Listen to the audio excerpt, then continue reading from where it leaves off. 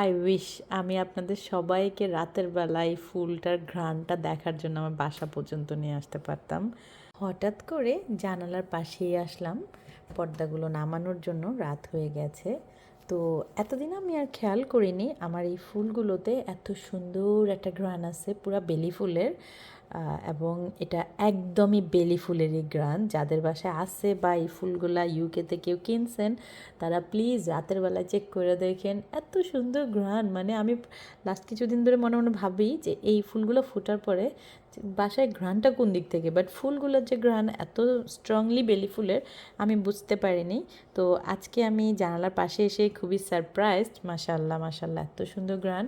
আমার হাজব্যান্ডকে আমি অবশ্য ডে টাইমে বলছি যে এখানে হালকা হালকা একটা বেলি ফুলের ঘ্রাণ পাওয়া যায়, পুরোপুরি না, বাট রাতের বেলা স্ট্রং। তার মানে এটা রাতের বেলায় ঘ্রাণটা আসে আর দিনের বেলায় আসে না। অনেকটা আমাদের দেশে শিউলি ফুলের মতো মনে হয়।